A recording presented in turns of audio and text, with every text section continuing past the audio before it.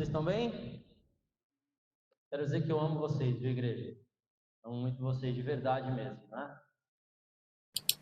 A gente pensou, essa missão foi repassada pelo Celso, né? Vou afastar um pouquinho aqui, acho que está melhor, né? Essa missão de compartilhar a palavra foi repassada já há algum tempo pelo Celso. Desde que foi passado, naturalmente, a gente fica pensando, né? Cara, o que eu vou compartilhar? O que eu posso passar para a igreja? O que vai ser pertinente no momento que a gente vive? E eu fiquei pensando, orando, e a palavra, o tema de hoje é um despertar espiritual para a igreja. Acho que já está lá. Um despertar espiritual para a igreja. Eu fui muito ministrado pelo Senhor, eu creio, né? E eu quero compartilhar isso com vocês. E por que a gente quer compartilhar sobre um despertar espiritual? Eu e a Nina recentemente fizemos o curso Perspectivas. A gente já teve a oportunidade de compartilhar aqui. E como o próprio nome do curso sugere, você ganha uma nova perspectiva sobre o que é o Evangelho, sobre o que é ser cristão, sobre o que é ser igreja do Senhor. É como se o nosso entendimento fosse aberto durante esse curso. Imagina, eu e a Nina estamos aqui há 20 anos, amor, eu acho. Como muitos de nós aqui. Mas fazer o curso é como se o nosso entendimento tivesse sido aberto e a gente começou a despertar para algumas coisas que antes a gente não tinha sido despertado.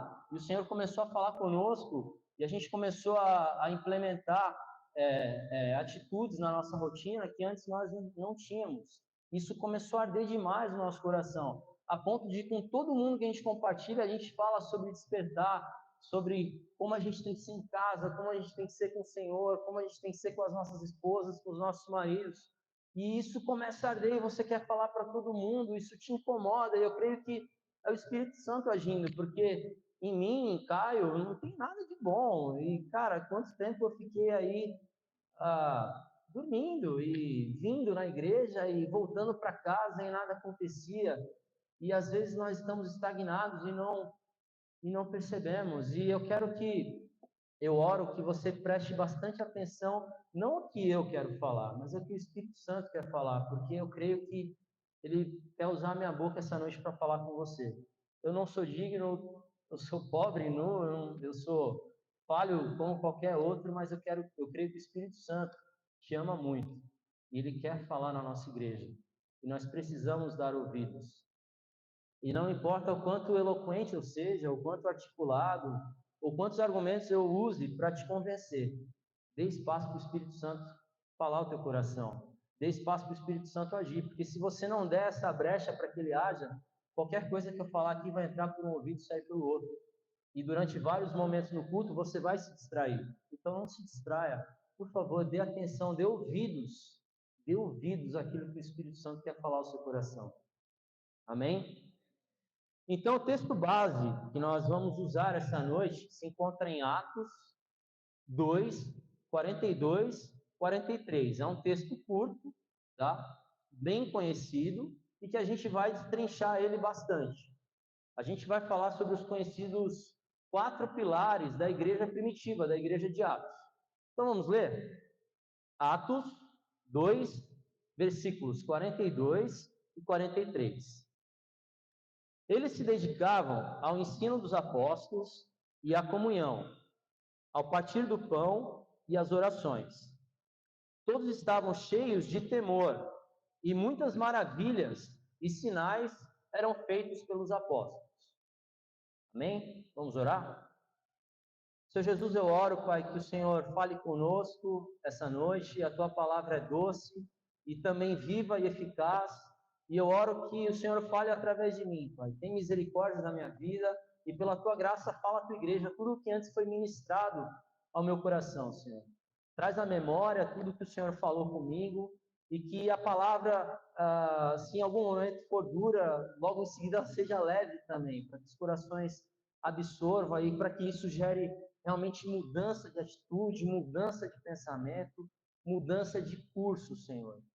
Em nome de Jesus eu oro. Fala agora com a tua igreja, Pai. Que não seja eu, mas que seja o Senhor. Que eu diminua e o Senhor cresça. Em nome de Jesus. Amém. Então, quando nós pensamos para onde nós queremos ir como igreja, eu acho que o melhor modelo que nós podemos ter como exemplo é a igreja de Atos, especialmente nesse momento que eles vivenciavam praticamente sem precedentes. Então, como a palavra diz, eles tinham 4 pilares. E aí, quando eu comecei a fazer algumas perguntas, como igreja do Senhor, não mais como Caio ou como a Nina, pensando como igreja, para onde a gente quer ir? Onde a gente está? Quem a gente quer ser no Senhor? Qual o próximo passo devemos dar? Todas essas perguntas, na minha mente, incitaram respostas. Eu falei, qual que é o meu objetivo? É ser uma igreja famosa? É ser uma igreja que traz um monte de gente para cá, para estar aqui e ir embora para casa e nada acontecer? Qual que é o nosso objetivo? Se eu te fizer essa pergunta, você consegue pensar para onde você quer ir como igreja? Porque assim, nós ouvimos sempre naquilo que nós precisamos mudar nas nossas casas, individualmente. Então, eu preciso ler a palavra, eu preciso lavar a minha esposa com a palavra, eu preciso orar mais, eu preciso honrar os meus pais, eu preciso ser fiel financeiramente. Acho que muitos de nós, às vezes, não somos, ou em algum momento nas nossas vidas não fomos, e claro que isso é uma outra pauta, falar sobre vida financeira, mas são tantos pontos que você para pensar neles e fala: ok, eu já sei o que eu tenho que fazer como cristão, eu já sei para onde eu tenho que ir, eu já sei no que eu tenho que mudar. Mas e quando a gente para e pensa como igreja do Senhor? Ok, eu mudei tudo isso na minha vida, eu estou lavando a minha esposa com a palavra, eu tenho tido tempo de oração com ela, eu tenho sido fiel financeiramente, eu honro os meus pais, eu leio a palavra todos os dias. Mas e aí? E como igreja do Senhor? Para onde eu quero ir? Você consegue se responder isso? E eu penso, nós precisamos viver para a glória de Deus, porque todo o resto está inserido num contexto de glorificar o nome de Deus. A minha missão não é só lavar a minha esposa com a palavra. A minha missão não é só ter tempo de qualidade com a minha filha. Não é só respeitar o meu marido. Não é só ser fiel financeiramente. Isso tudo está inserido em um contexto de fidelidade para glorificar o nome de Deus. Mas eu preciso de mais. Eu preciso expandir o evangelho. Eu preciso pregar para as pessoas que estão aí fora. Eu preciso ser igreja. Eu preciso fazer diferença para a glória de Deus. E se você olhar para nós como igreja e pegar os 4 pilares da igreja de Atos e falar, bom, eles se dedicavam ao ensino, ao partir do pão, à oração e à comunhão. Nós estamos caminhando bem nos 4? Nós temos orado o suficiente? Agora não estou falando nas nossas casas, estou falando como igreja. Nós temos orado o suficiente? Pessoal, eu quero ter o cuidado de dizer que essa palavra ela não é para vocês. E quem está falando está num pedestal muito alto, não, é para mim, eu sou exortado por isso. Nós temos vindo o suficiente nas reuniões de oração. Nós temos aqui um ministério de intercessão que conhece as dificuldades e anseios uns dos outros. Nós temos sido fiel na comunhão? Vamos falar sobre isso. No partir do pão, conhecemos de fato as necessidades uns dos outros? Quais as nossas carências? Eu não estou falando só de carências materiais, porque partir do pão fala de se colocar em condição de igualdade com o seu irmão. Nós temos nos colocado nessa condição e, para tanto, nós precisamos nos conhecer melhor. Então, esses são os parâmetros dos quais eu quero falar com você essa noite. Jeremias 12:5 diz assim: se você correu com homens e eles o cansaram, como poderá competir com cavalos? Se você tropeça em terreno seguro, o que fará nos matagais junto ao Jordão? Então nós queremos ir para onde como igreja? Nós queremos continuar correndo com homens e cansando, ou nós queremos correr com cavalos? E quando eu paro para pensar nessa palavra, eu lembro das nossas aulas no Perspectivas. E aí você chega lá para fazer o curso e fala, cara, eu estou muito bem, pô, que legal que eu escolhi fazer o curso. Eu já sou diferenciado por isso. Eu já estou aqui. Olha, o Senhor está falando comigo. E aí, de repente, vem uma missionária que passou 17 anos na África e viveu o evangelho intensamente, abriu mão de tudo, pregou o evangelho intensamente, abriu mão da vida dela para viver do Senhor. E aí você fala: o que eu fiz para o Senhor? O que eu tenho feito para a glória de Deus? Você entende onde eu quero chegar? Você pode estar vivendo bem, ok? Uma vida tranquila. Mas nós temos avançado para o Evangelho como igreja. Você entende onde eu quero chegar? Será que o nosso anseio é correr com homens ou correr com cavalos? Glorificar o nome de Deus apenas onde estamos ou avançar com o Evangelho? E nós precisamos avançar tanto, tanto. E sabe por que precisamos avançar tanto? Porque vivemos os últimos dias. Não há mais tempo a se perder. Quando eu leio as cartas do Apocalipse, as igrejas do Apocalipse, e você pode observar lá nos capítulos 2 e 3, as cartas à igreja de Sardes, Esmirna, Tiatira, Éfeso, Filadélfia, Laodiceia. Tem duas que me chamam a atenção lá, e você com certeza já leu. São as cartas à igreja de Éfeso e a igreja de Laodiceia. Porque a carta à igreja de Éfeso, ela não fala assim: vocês são uma igreja adúltera, uma igreja que rouba. Fala assim: vocês abandonaram o primeiro amor. Isso eu tenho contra você. Nós vivemos o primeiro amor? Será que isso não é tão grave para o Senhor a ponto de ser ressaltado na carta do Apocalipse? E a igreja de Laodiceia fala assim: você se acha rica, mas você é pobre e nu, nada tem a oferecer. Você é uma igreja morna, e por ser morna, estou a ponto de vomitar-te na minha boca. Será que isso nos faz pensar que a estagnação espiritual não é um pecado grave com o qual nós devemos nos incomodar, com o qual nós devemos estar alertas? Será que não é tão grave assim para nós? Será que não deve gerar um desconforto interno a ponto de você falar, cara, e no final das cartas fala assim, arrependa-se ou eu tirarei algo de você. Nós temos que nos arrepender também se estamos estagnados, também se não estamos evoluindo. Isso não é algo, tudo bem, eu estou estagnado, mas eu não estou pecando, eu não estou fazendo nada grave. Não, o Senhor fala de estagnação como algo grave, com o qual nós devemos nos incomodar.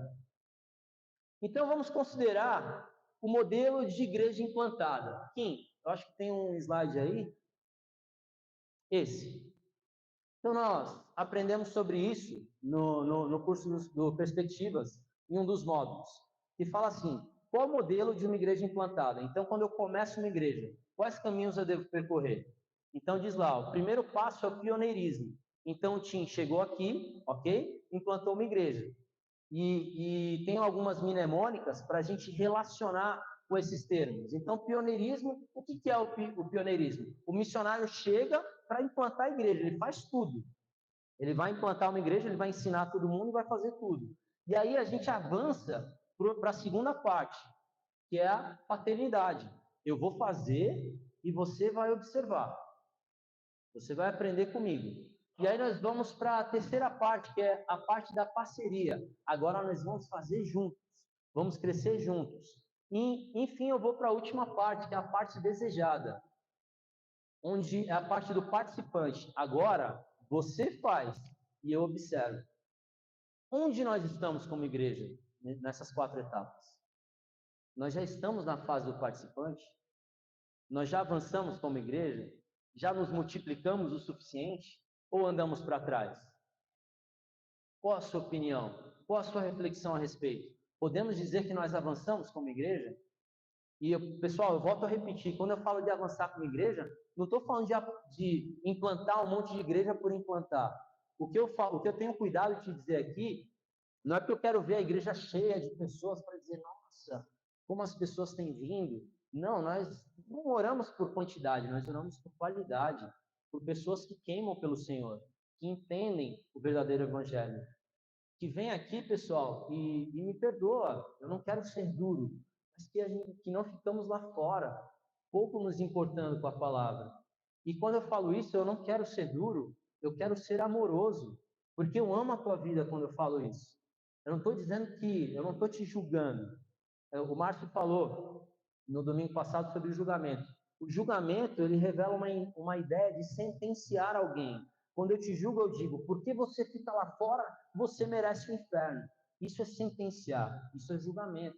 Não, não, não, eu estou te corrigindo, eu estou te exortando em amor. Eu estou dizendo, você não pode ficar lá, porque eu te amo, o Espírito Santo tem algo precioso para você. Então vem aqui para dentro, vem aqui para ouvir a palavra, porque se você não quiser ouvir a palavra, algo de errado está acontecendo com você. E se algo de errado está acontecendo com você, se abra com alguém e ore, porque todos nós passamos por isso em algum momento. Ninguém aqui é perfeito, pessoal. Nós precisamos ser igreja do Senhor.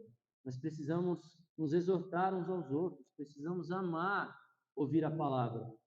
Eu não preciso ir lá chamar você para ouvir a palavra. Você tem que chegar e não ver a hora de ouvir a palavra. E falar, cara, que horas vai começar? E não vir como, caramba, vai começar, né? Vamos lá. Senão não tem sentido a gente estar aqui. Não tem sentido. Senão nós estamos andando para trás, não estamos avançando como igreja. Você concorda comigo? Então, claro que nós já falamos de alguns conceitos primários, né? Então, ok, eu quero crescer como igreja e, obviamente, eu preciso falar que antes nós precisamos crescer nas nossas casas. Então, algumas palavras é bem simples para você. Maridos, os caras aqui, ó, meus camaradas, né? Lavem as suas esposas com a palavra. A esposa está ali, ó, lava a sua esposa com a palavra. Eu fiquei tanto tempo sem fazer isso. E eu não estou falando isso com alegria, estou falando com vergonha, mas eu fiquei tanto tempo. Nós somos casados, calma aí que geografia não é meu forte. 2011, tal. 12, estou brincando, viu, amor? 12 anos. E eu fiquei tanto tempo sem lavar a minha esposa diariamente com a palavra. E talvez nós temos nos acostumado a uma vida de não exortação, não confrontamento. Nós não somos confrontados, não somos exortados, tudo é graça, eu estou bem, estagnação ok, e vamos seguir a vida. Daqui a pouco Jesus volta e tá tudo certo. Maridos, cara, a esposa de vocês anseia por isso. E vocês vão ver um florescimento. Cara, quem anda com a Nina pode falar por mim, pode testemunhar. Vocês vão ver a esposa de vocês florescerem. Então eu não posso passar por essa palavra só dizendo assim, lava a sua esposa com a palavra. Lava a sua esposa com a palavra. Tenha tempo diário com ela, como quem toma banho todo dia. Tomar banho não é fundamental todo dia? Tomar um café não faz parte do seu dia? Devocional, faça parte do seu dia. Que você se sinta mal por não fazer o devocional. Não porque você é religioso, mas porque o Espírito Santo em você está clamando. Cara, eu estou sentindo falta disso, eu não li hoje. Alguma coisa está errado. Não, amor, o devocional não é só de manhã. Vamos ler aqui, ó, 8 horas da noite. Vamos ter um tempo na palavra. Ter tempo de oração. A gente vai falar um pouco mais sobre oração quando a gente chegar nesse pilar da igreja de Atos. Ter tempo de qualidade com os nossos filhos. Nós estamos perdendo os nossos filhos para essa era maldita, para a internet, para tudo que tem sido vendido. Eu e a Nina, a gente passa uma batalha tão grande, cara, com a Elisa, com esse negócio de YouTube, Cara, a gente ora todos os dias, a gente tem o nosso tempo devocional com ela e de leitura para a palavra, e às vezes cara, tem tempo para os seus filhos, senão nós vamos perder os nossos filhos para essa geração, para essa era. Nós não podemos. Que você seja o melhor exemplo, o maior exemplo possível para o seu filho. Você seja o maior exemplo possível para sua filha. Esposas, respeitem os seus maridos, perseverem por ele. Falei que eu fiquei muito tempo sem ler a palavra com ela e ela perseverava, ela orava por mim, ela falava, Senhor, eu incomodo meu marido, né? Fala com ele. E às vezes eu chegava e ela estava lá lendo a palavra e chorando. E um dia o Espírito Santo me incomodou. Então, esposas, não desistam dos seus maridos, perseverem por eles, respeitem, descubram qual que é a linguagem de amor deles. Geralmente, pelo menos a minha, eu falo para a Nina, né? São palavras de afirmação. Eu preciso ouvir o que ela tem a dizer, o que ela pensa sobre aquilo que eu faço, o que eu estou fazendo. Então, esposas, descubram. Maridos, vice-versa. Precisamos honrar os nossos pais, precisamos ser fiéis financeiramente. Então, esses são pontos que antes de pensar como igreja, eu preciso pensar. Por que eu estou falando antes? Porque não adianta você vir aqui pensar como igreja e em casa está tudo errado. De repente você pensa, ok, gostei da palavra, me encorajou, então vamos ser igreja. Só que em casa você não faz nada disso, nada vai mudar, tudo vai continuar mesmo. E a gente precisa mudar, a gente precisa dar passos. Vou tentar correr aqui, pessoal, para não segurar vocês. Vamos lá. Às vezes temos uma ideia equivocada de que somos bons o suficientes. Como eu falei, cara, eu não estou fazendo nada que você está falando, mas eu não tenho um pecado assim que me vem à mente agora. Se você falar que eu estou em pecado, eu não tenho pecado. O que Paulo diz lá em Romanos 3:10, Kim? Romanos 3:10. Como está escrito, não há nenhum justo sequer, nenhum de nós é bom. Todos nós precisamos do Senhor, precisamos do Espírito Santo. E como o Celso disse recorrentemente, no melhor dia das nossas vidas, nós merecemos o inferno. As nossas melhores obras são como trapos de imundícia diante do Senhor. Você não é bom, eu não sou bom.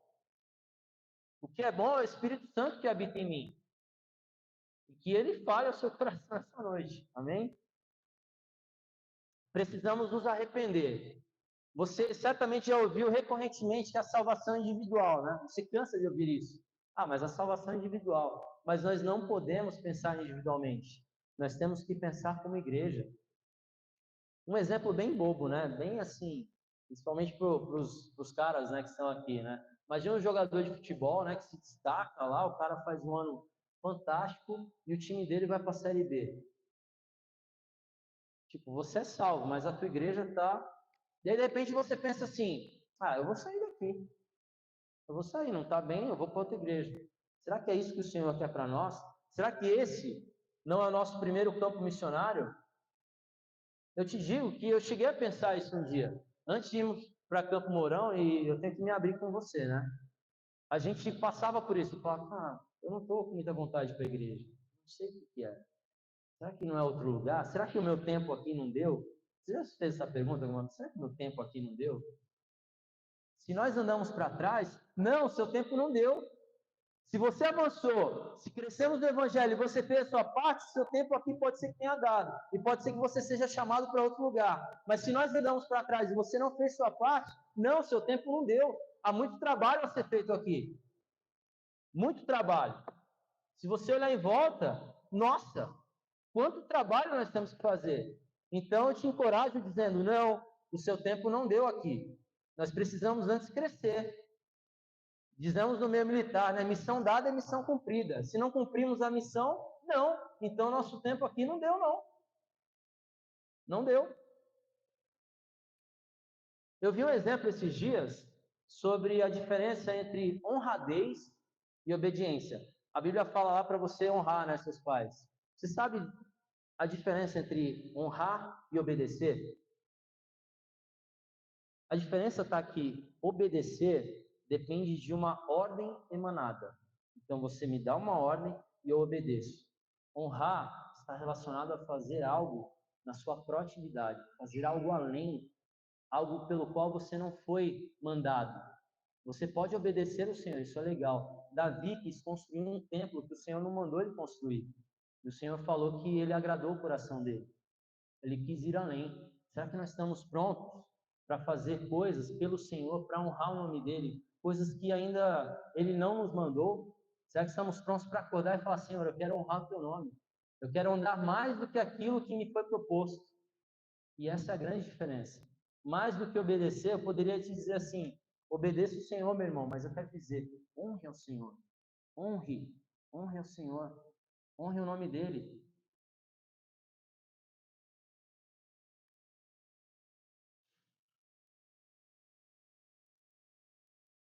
Vamos falar agora dos 4 pilares de Atos 2:42. Vamos entrar então no versículo propriamente dito. Então vou ler novamente aqui com vocês. Eles se dedicavam ao ensino dos apóstolos e à comunhão, ao partir do pão e às orações. Então, vamos agora nos examinar, nos autoexaminar à luz desses 4 pilares. Você topa? Vamos nos comparar com a igreja de Atos de forma sadia, de forma a ter a igreja de Atos como um espelho. Claro que Jesus é o nosso espelho, nós queremos nos parecer com Jesus. Acontece que a igreja de Atos se parecia com Jesus. Então nós podemos nos parecer com a igreja de Atos, amém? Então vamos lá. Ensino da palavra. Nós temos caminhado bem no ensino da palavra? Eu acredito que sim. Eu acredito que sim. Na verdade, quando a gente falar dos 4 pilares, eu acho que esse é o que a gente melhor desenvolve. E eu falo pelo temor, pelo cuidado que o Celso tem em pregar a palavra de Deus. Nós não comercializamos o evangelho aqui. Nós não vendemos o evangelho. Nós não pregamos o evangelho coaching. Ó, eu vou te falar vou te falar os 10 passos para você alcançar o seu primeiro milhão com o Senhor. Amém? Sabe esse evangelho, né? Vou te mostrar como ser um cristão melhor no seu local de trabalho. Claro que tudo isso aí é consequência de uma vida na palavra de Deus. Mas você entende que nós falamos de graça, mas também falamos de temor? Você entende que nós falamos de galardão? Nós temos um galardão, e ele não é desse tempo, mas falamos também de abnegação. Falamos de abrir mão. Nós falamos de misericórdia, mas falamos de justiça também. A justiça de Deus, ela não é ignorada. Não é tudo, não, misericórdia. Mas existe a justiça de Deus. Existe um padrão para a nossa vida. Nós falamos de livramento, refrigério. O Senhor nos livra de coisas que nós nem imaginamos. Tem decisões que nós tomamos que nós talvez só vamos descobrir no céu porque nós somos livrados. Então nós falamos de livramento, nós falamos de refrigério, mas nós falamos também de sofrimento. Eu não posso tirar o sofrimento da palavra de Deus. Está contido ali. É o evangelho puro. Muitos de nós, e eu não falo nós agora, muitos dessa geração se acostumaram a querer só a boa parte do evangelho. Eu só quero aquilo que me convém. Eu só quero aquilo que massageia meu ego, que faz eu sair daqui tão leve como pluma. E a gente não quer, às vezes, a parte do sofrimento, do arrependimento, da confrontação, de como eu devo me parecer mais com o Senhor. E aqui, pessoal, e eu posso dizer pelo pastor maravilhoso que nós temos, que ama Jesus, que se parece com Ele, que a palavra, ok. Mas é claro que eu não posso falar, quando eles falam que eles se dedicavam ao ensino da palavra, ao ensino dos apóstolos, eu estou falando que a palavra aqui é ok. Mas eu também tenho que falar do quanto a gente lê a palavra na nossa casa. Porque nós temos um alimento semanal. Né? Nós temos a palavra no domingo. E eu estou falando que isso é maravilhoso aqui. Aliás, você já conhece esse tipo de comentário. Cara, eu vou na capela porque a palavra é top. Né? Mas e a nossa casa, no nosso dia a dia? Eu leio, eu rumino a palavra? Eu te desafio ao fato de que, dia após dia que você lê a palavra, cara, eu não sei quem é o mais antigo aqui no Evangelho, mas se você lê a mesma coisa hoje, depois de 50 anos, você vai descobrir algo novo. Que a palavra de Deus se renova e ela é alimento das nossas almas. E a fé vem pelo ouvir, é a palavra de Deus, o ouvir a palavra de Deus.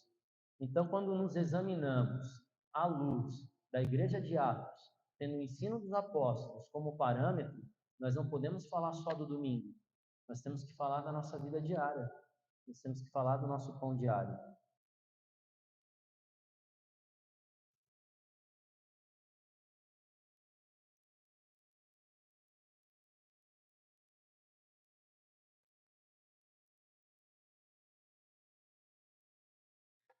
Eu penso que o evangelho ele é tão deturpado nos dias de hoje, tão distorcido, que você que tem Instagram e fica naquela.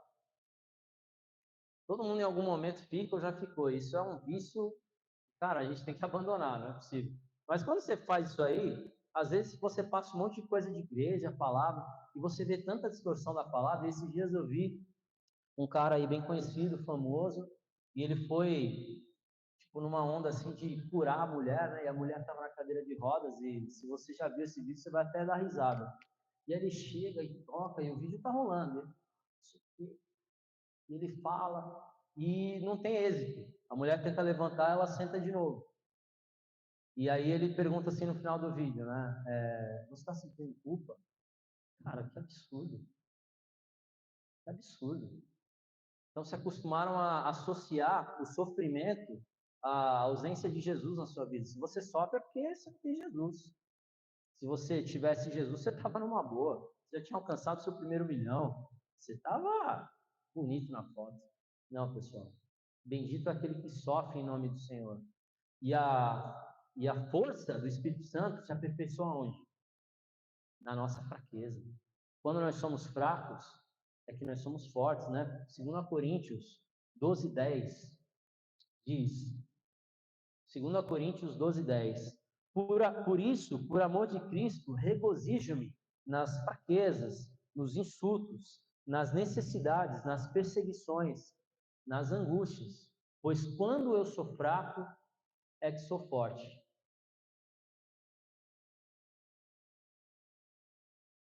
Eu lembro quando, e com certeza toda igreja, se não toda a maioria da igreja, lembra de quando nós perdemos o nosso filho, né? Nosso Pedrinho, né?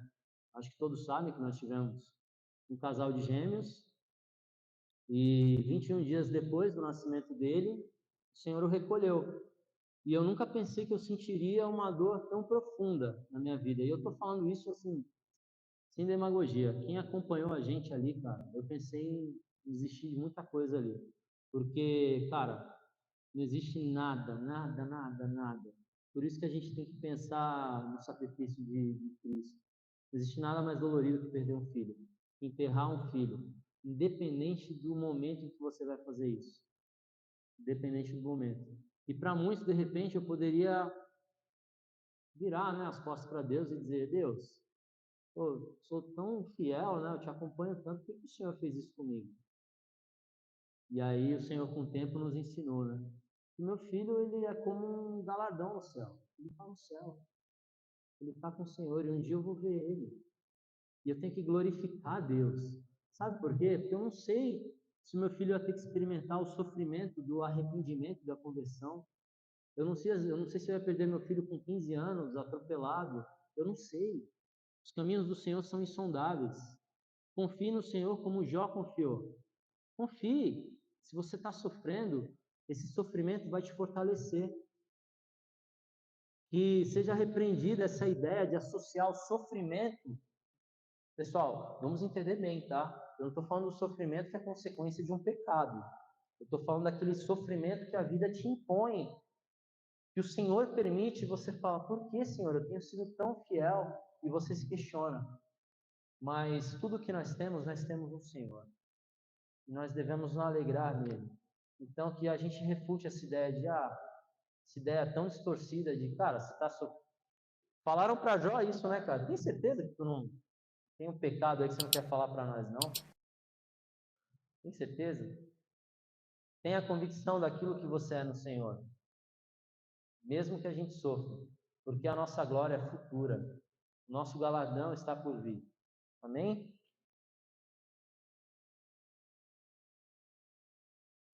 Satanás, ele tenta distorcer esses parâmetros que eu acabei de falar através de falsos líderes, de uma maneira bem ardilosa.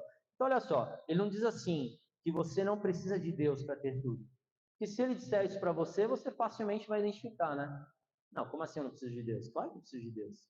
Mas ele diz assim, ó, o seu relacionamento só está ok se você tem tudo. Então não é que você não precisa, mas só está ok se você tem. Se não tem, alguma coisa aí está errada, ou da tua parte ou da parte dele. Ou você não tem sido fiel o suficiente, ou o Senhor não tem sido. Mentira. Mentira. Os sofrimentos fazem parte do nosso caminhar com o Senhor. Mateus 6 diz que nós temos o que nós devemos ter. Nós temos o que nós precisamos ter. Uma outra passagem, eu dei o exemplo de obediência e honradez, e uma outra passagem que eu vi foi também um pregador falando da diferença de Saul e Davi. E aí ele começa falando assim, ó, primeiro que eu não acredito nessa ideia de pecado ou pecadinho, pecadão. Né? Senão, Jesus não teria falado para Pilatos, pecado maior cometeu quem me entregou em suas mãos. Então, assim, pecado é pecado, mas nós sabemos que existem consequências e consequências. Então, você há de convir comigo que se a gente analisar por essa perspectiva, o pecado de Davi, aparentemente, foi maior que o de Saul. Né? Saul desobedeceu o Senhor em uma ordenzinha ali, né? Que o Senhor tinha dado. E Davi? Davi adulterou, assassinou, matou, fez tudo isso. Mas por que o Senhor aceita o sacrifício de Davi e não aceita o de Saul? Quando o profeta Samuel chega para Saul, ele fala assim, ó, você desobedeceu o Senhor, você pecou o Senhor. E aí Saul fala, beleza, me perdoa aí e vamos embora, vamos seguir. E Samuel fala, negativo. Hoje o Senhor tira de você o templo, o reino. Hoje o Senhor tira de você o reino. E aí Saul endói. Não, como assim o reino? E rasga, tenta pegar a veste de Samuel e rasga e faz aquele escarcéu. E quando Natan chega para Davi e fala, Davi, vou te contar uma historinha aqui, ó. Isso. E aí Davi fala, cara, quem é esse homem aí? Ele fala, é você. Cara, Davi desaba. Fala, Senhor, tira tudo de mim. Tira o reino, só não tira a tua presença. Qual a diferença essencial aqui? O tudo que eu estou falando para Davi era a presença de Deus. O tudo para Saul era tudo que o Senhor podia dar. Então não baseia o teu relacionamento com Deus naquilo que Ele pode te dar, nem naquilo que Ele pode tirar. Baseia o teu relacionamento com Deus em quem Ele é para você, em quem você é para Ele. Amém? Vamos, a gente ainda tem tempo aí. Vamos lá. Vamos para o segundo pilar? Já passamos pelo ensino da palavra, ok? Se a gente fizer uma autoanálise, a gente está de 8 para 9 ali, vai. Estamos bem. A gente precisa melhorar nas nossas casas, né? Vamos falar agora de oração. Oração. Então, quando nós estamos apaixonados, né? Quando o Nenê conheceu a Elaine lá, né? Quando eu conheci a Nina, quando o Juninho conheceu a Jaque lá, todo o tempo do mundo não é o suficiente, né? Você quer mais, né? Você quer ter mais tempo. Você deixa ela 2 da manhã em casa, mas você quer deixar no outro dia. E com o Senhor? Se o tempo de oração que temos tido diante do Senhor para nós é o suficiente, então nós precisamos orar mais. Nós precisamos orar até que o tempo em oração não seja mais o suficiente para nós. Esses dias a gente foi orar, né, mano? E a gente falou assim, quais os motivos hoje? A gente falou, cara, a gente está pondo um caderninho, porque é tanto motivo. E aí você começa a orar por você, pela sua vida, pela gravidez, pelas pessoas que você, por tanta coisa, você fala, preciso pôr numa lista. Que a nossa vida seja assim. E eu não estou falando que a gente está no ápice, não. A gente precisa orar muito mais. Muito mais. A gente precisa ter os joelhos como os joelhos de Tiago, os joelhos de camelo.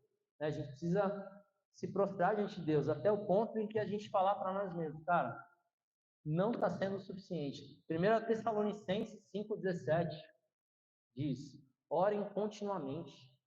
Orem sem cessar. Não fala assim, orem até que você acha que está bem. Orem por um tempo e depois descanse. Orem sem cessar. Orem continuamente. E às vezes nós colocamos barreiras para nós, né? E eu creio que a nossa vida é corrida, né? Muitos de nós aqui, a gente não vem na reunião de oração, e a gente sempre fala isso há anos, pô, reunião de oração, a gente tem que vir. E é claro que é uma bênção a gente vir, a gente tem que estar aqui. Mas eu estou falando de algo que, assim, vai além da reunião de oração. Estou falando do nosso dia a dia. E eu estou falando de, às vezes, você tem aí ferramentas para orar com seus irmãos. Às vezes você não pode sair de casa. Cara, cria lá no Zoom, lá uma reunião, no Google Meet, e ora, cara. Pega 15 minutinhos com alguém. Cara, vamos orar? Como é que você está? E aí você vai falar assim, vou ter 15 minutos de oração. E aí quando você vê, passou 1 hora conversando e orando. Então eu te encorajo de forma prática a orar, porque esse era um dos pilares. A igreja amava a oração. Oração não era uma coisa que pesava na igreja de Atos. Pô, tem que orar agora. Pô, não, exclamava.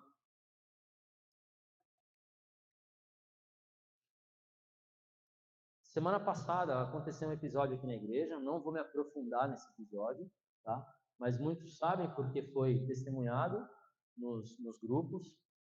2 rapazes apareceram na porta da igreja e um deles estava endemoniado. Isso foi facilmente identificado. O Mauro estava na situação, acho que o Joey, e eu não lembro quem mais estava. E ali eles oraram e perseveraram, E a sensação, pelo menos a constatação que foi tida desse momento, é que o cara foi embora endemoniado. As batalhas espirituais são combatidas espiritualmente. Se a gente não tiver fortalecido em oração, a gente não vai estar pronto para uma situação como essa.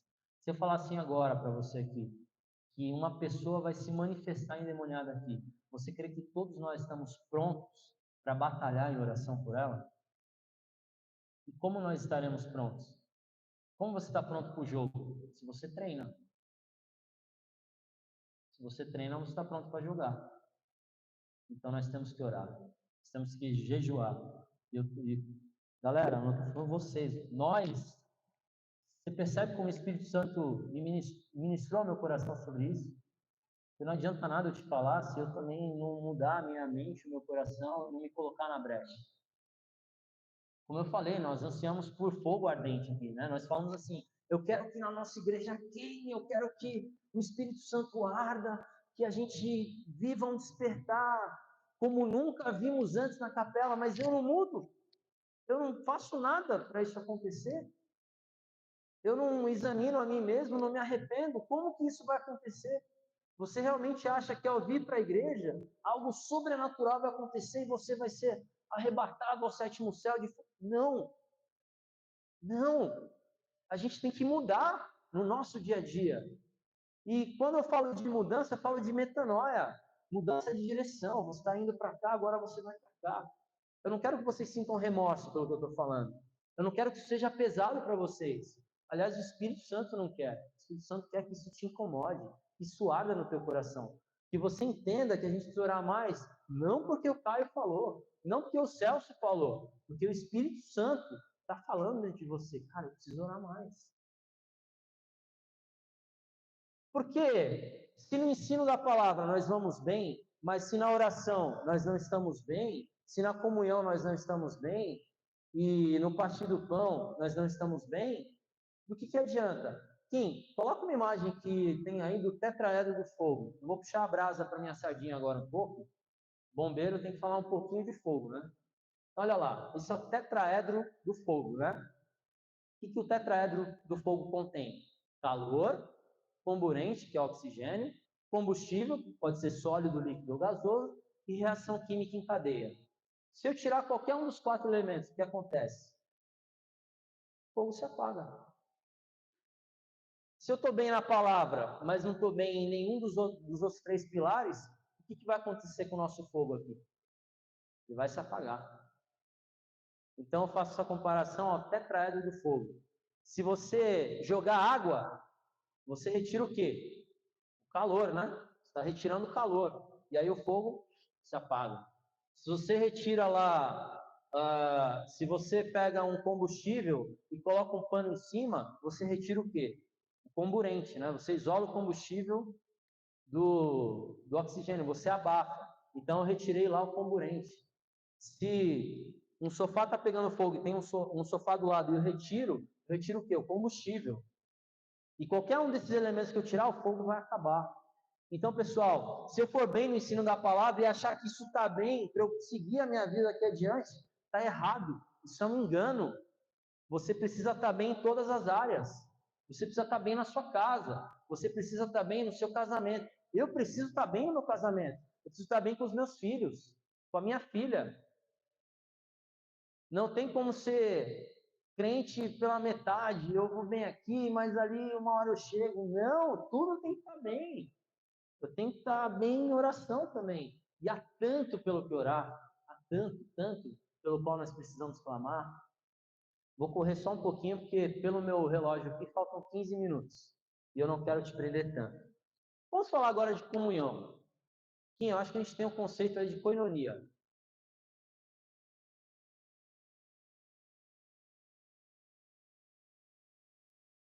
Então, ó, koinonia. Deriva da palavra hebraica koinos, que tem significado de algo comum. Ter parte comum em algo. Portanto, koinonia significa comunhão, participação, companheirismo, compartilhar, comunicação, ter em comum e por aí vai. E aí eu faço a reflexão junto com você. Nós estamos bem na comunhão? Olha, dê uma olhada rápida para a igreja assim. Nós somos uma igreja pequena. Você conhece todo mundo que está aqui? Você já teve 1 hora por dia com todo mundo que está aqui? Estou falando de uma igreja pequena, pessoal. Nós somos aqui, eu não vou contar agora, mas em 60, 80, talvez no máximo 100 membros. Outro dia eu estava aqui no louvor, e aí eu sempre falo para o Isaac, quando o Isaac estava comigo, né?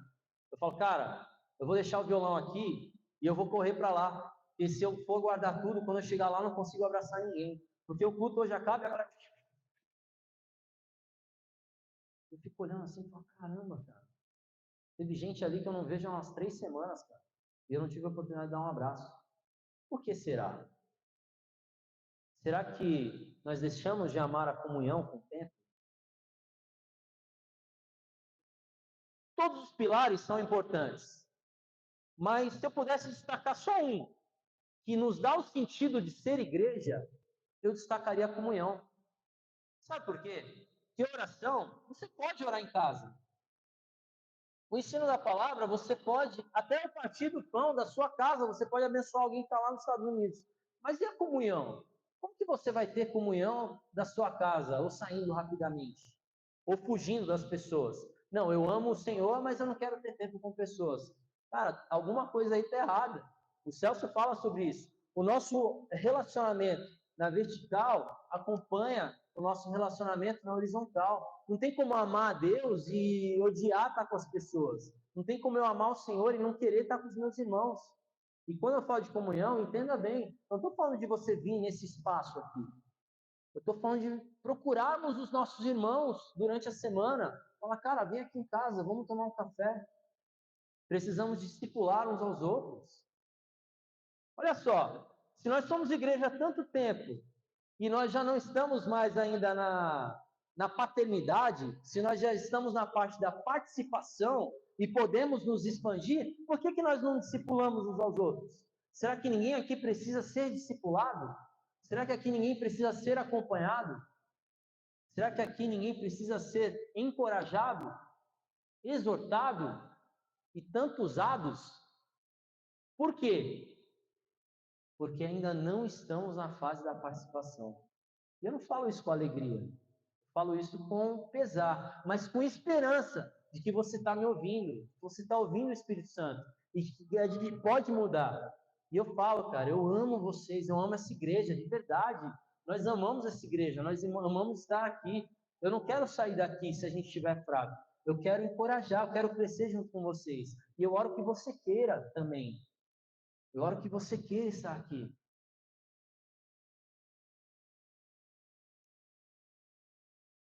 Tem um exemplo que eu busquei, eu não sei se você já assistiu aquele filme Hércules, com o Dwayne Johnson, é um filme, o The Rock, né? E aí o Hércules, ele é chamado para treinar o exército da Trácia. Um exército que tinha lá, que o exército não tinha comando, e aí chama o Hércules lá. Aí chega o Hércules, né, 3 metros de altura, e ele vai treinar o exército. E o primeiro conceito que ele vai implementar nesse exército chama assim, parede de escudos. E os caras, eles têm que ficar numa formação de braço dado, com o escudo em riste, né? E aí vem um cara lá, muito louco, com machado, e aí ele pula, e esse escudo, ele não pode deixar que esse inimigo, ele chegue ao coração da tropa. E quando ele faz o primeiro teste, o cara vem, pula, e aí todo mundo cai, e ele fala assim, galera, vocês não estão unidos o suficiente. Existe uma brecha entre vocês. Tá vendo essa brecha aqui, ó? Foi por aqui que ele passou. Vocês precisam estar unidos, lado a lado, ombro a ombro. E aí ele treina, e como todo filme com final feliz, ele treina, treina, treina, e aí mais adiante, quando eles vão para a guerra, ele fala, parede de escudos. E aí os caras se juntam, se fecham, e aí o cara vem, tenta pular e pum, vai para trás. Porque eles aprenderam o conceito de unidade, de fortalecimento, de estar lado a lado. Ei, ei. Bom, se o microfone não voltar, eu vou no gogó mesmo, não tem problema nenhum. Você está me ouvindo? Então vamos esperar voltar aí, mas não tem problema nenhum. Vamos no gogó. Outro conceito interessante também além do conceito do filme Hércules, uma ancoragem no bombeiro. Pessoal, não se distraia, tá? O Isaac vai tentar arrumar aqui. Vocês estão me ouvindo, né? Todo mundo em silêncio. Agora não teve como se distrair.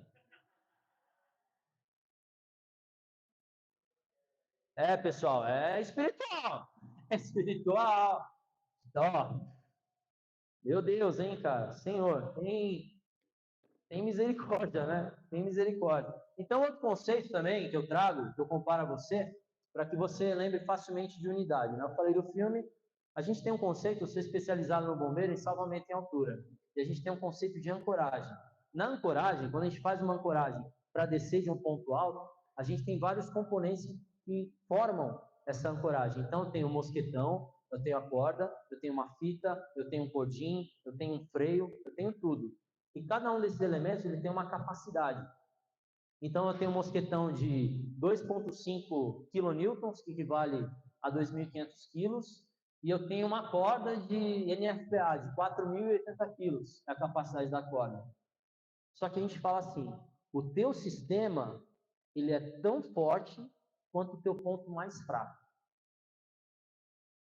Que adianta eu ter uma corda de 4.000 se o meu mosquetão é de 2.000? Se eu exercer uma força de 2.100, não vai romper? Não vai? Então você tem que ser tão forte quanto o teu irmão. E o teu irmão tem que ser tão forte quanto você. Porque uma igreja ela é tão forte quanto o seu irmão mais fraco. Se nós não formos igualmente fortes, a nossa parede de escudos não estará formada. Serão formadas brechas no nosso meio. Então não importa só a mim estar forte. Cara, eu estou forte, eu estou de boa. Não, eu quero que o Otávio esteja forte. Eu quero que o Isaac esteja forte. Eu quero que o Anthony esteja forte. Eu quero que a nossa parede de escudos seja intransponível. Então, para isso, nós precisamos nos fortalecer em comunhão. Como que isso vai acontecer se eu não procuro meu irmão?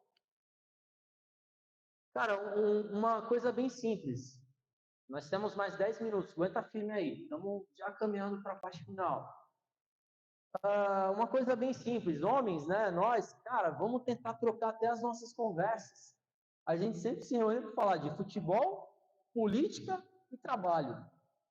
Cara, vamos se juntar para falar, e aí, cara, como é que você está? Você está precisando de alguma coisa? Você está bem? Como que você está em casa? Tem tido tempo com a sua esposa? Cara, vamos ali, vamos orar rapidinho. Ó, você não tem nada, você está bem, mas eu tenho. Vem aqui que eu quero te contar uma coisa. Cara, eu não tenho problema nenhum, mas eu tenho um testemunho da hora para te falar. Cara, essa semana o Senhor fez isso comigo. Então vamos trocar até as nossas conversas. Não tem nada de errado em você falar de futebol.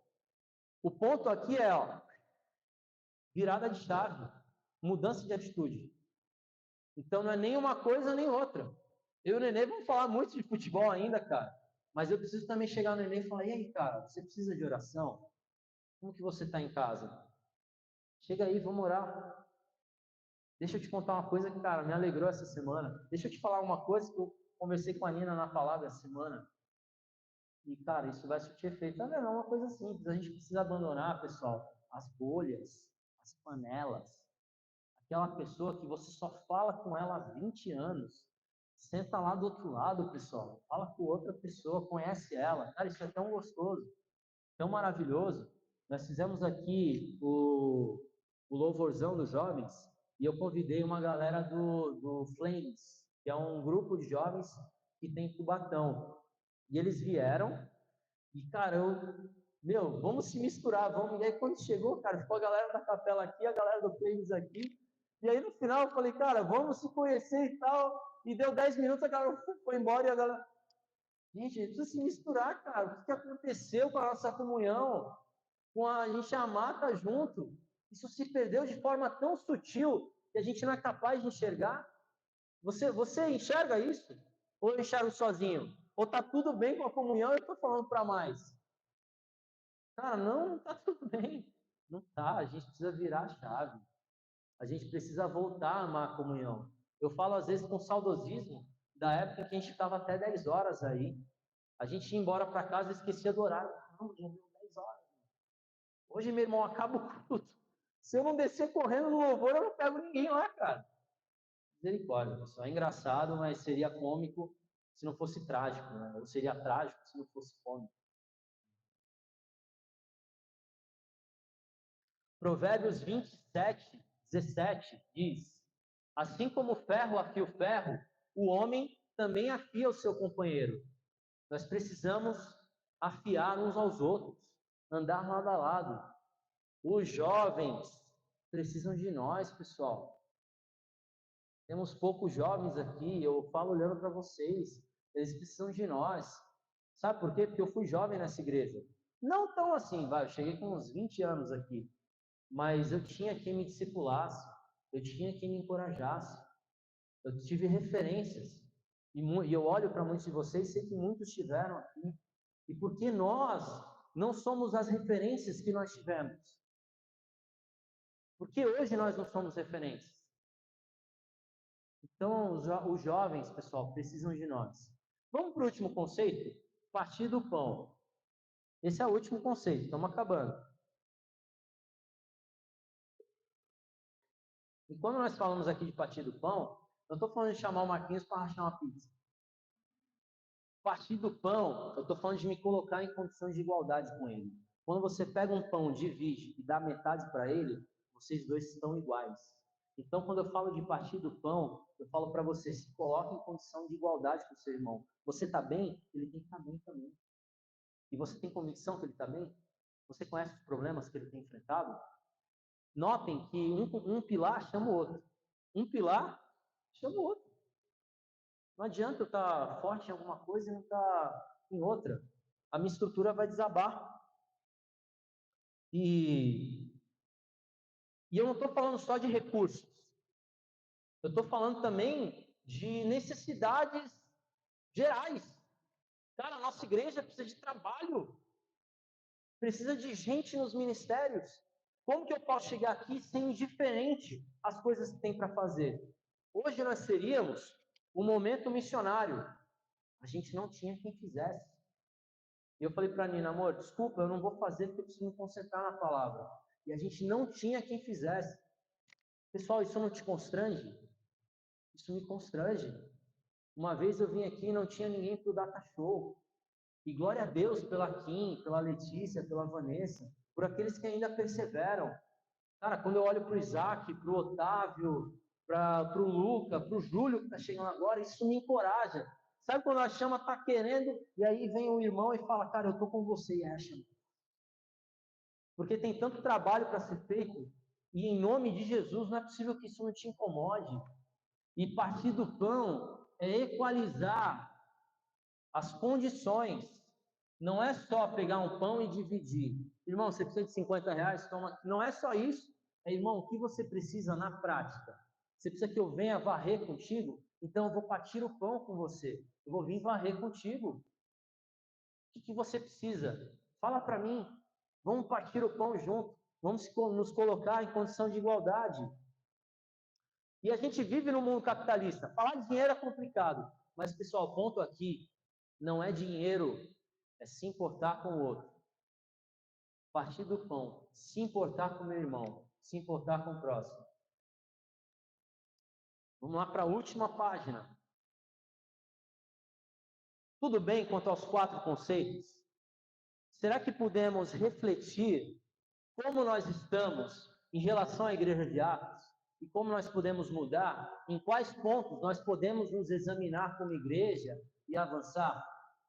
Ok? Nós podemos, à luz de Atos 2:42, ver em quais pontos nós devemos e podemos avançar como igreja. E avançar para a glória de Deus.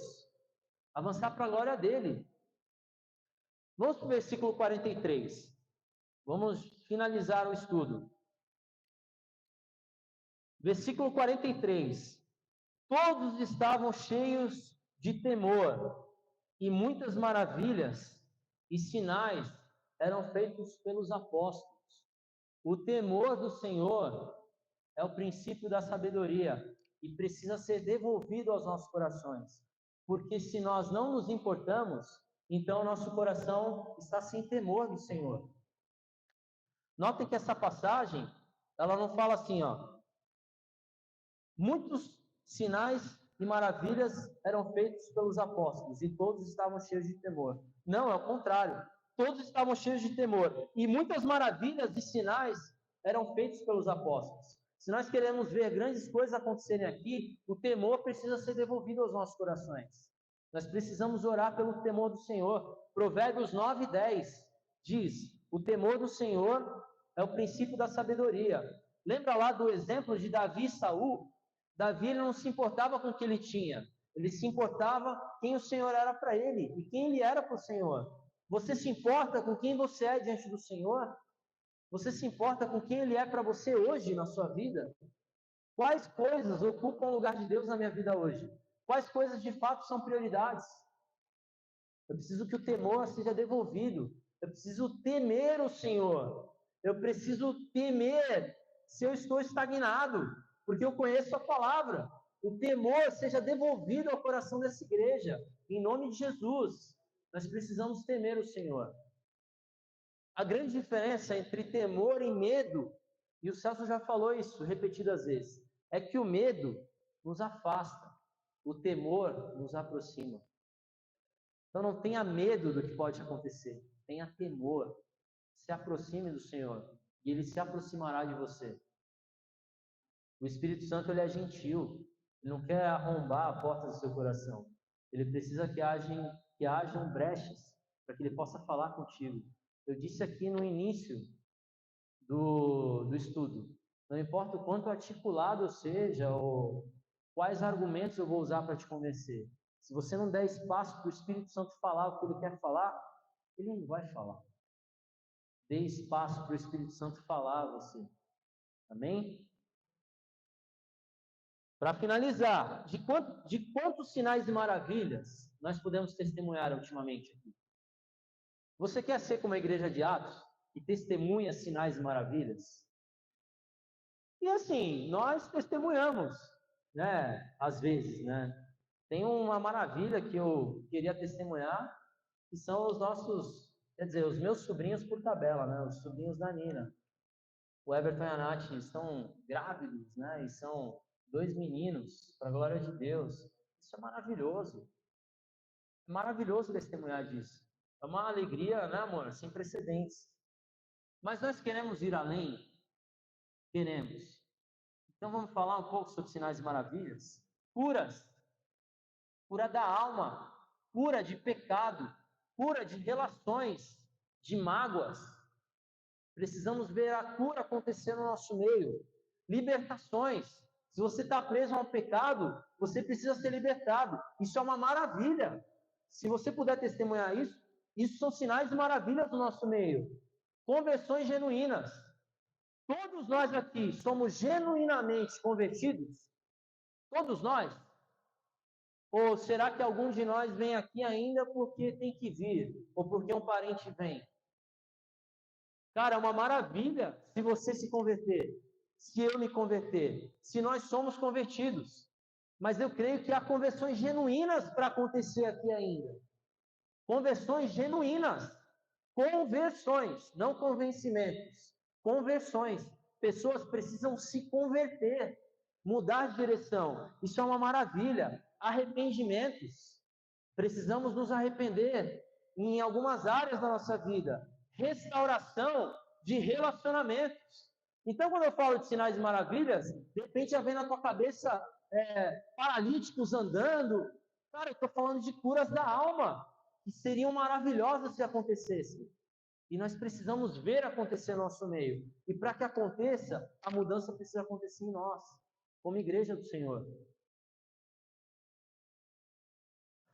Então, eu quero finalizar agora, e eu já vou chamar o Anthony aqui para orar. Eu ouvi recentemente um amigo dizer assim, um amigo muito querido, e ele falou assim, cara, ó, com todo respeito, assim, ó, eu acho que cada um tem o seu tempo. Então, no meu tempo, beleza? Eu vou e vou. Você só pode chamar de seu aquilo que você detém. Você não detém o tempo. Nenhum de nós detém. O nosso tempo pertence ao Senhor. Então, não é no seu tempo. Nós não temos tempo. Eu não sei o que vai acontecer quando eu cruzar a avenida. Mateus 6:27 diz assim, ó: quem de vocês, por mais que se preocupe, pode acrescentar 1 hora que seja a sua vida? Quem de vocês? Eu acho que a maior corrida do ser humano hoje é comprar um esquema de criogenia lá, de R$ 1 milhão e tentar ser eterno, mas ninguém pode. O tempo não é seu, você não é detentor do tempo. Então, que a gente se arrependa e pense, cara, o tempo é do Senhor, eu não tenho mais tempo a perder. Não existe essa de meu tempo, na minha hora. É o tempo que se chama hoje.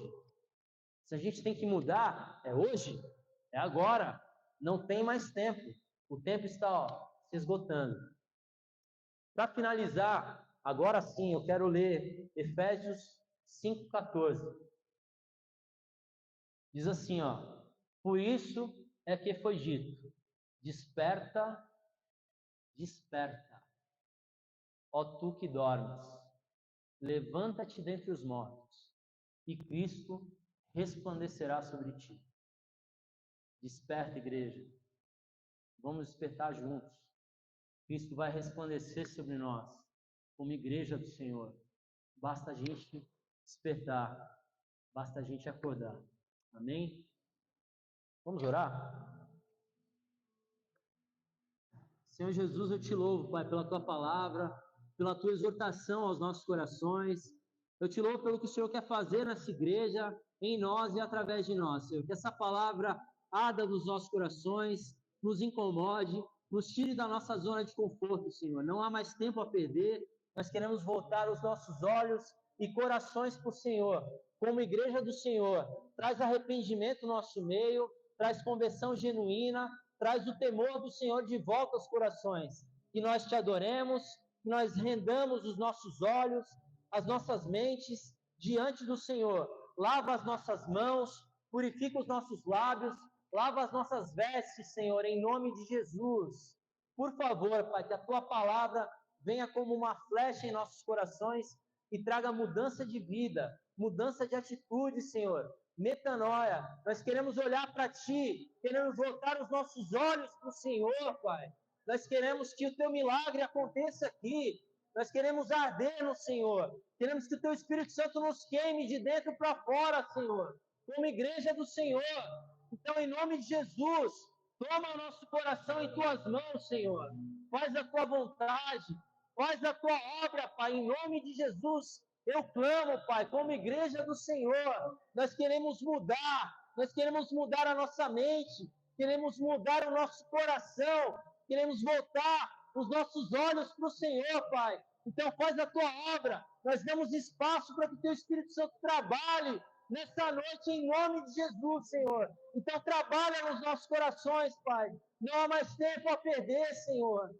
Em nome de Jesus nós clamamos, Pai, com tudo que há em nós, com tudo que há em nós, Pai. Nós te amamos, nós somos do Senhor, nós pertencemos a Ti, nós somos comprados por um alto preço, e nós não negociamos isso, Senhor.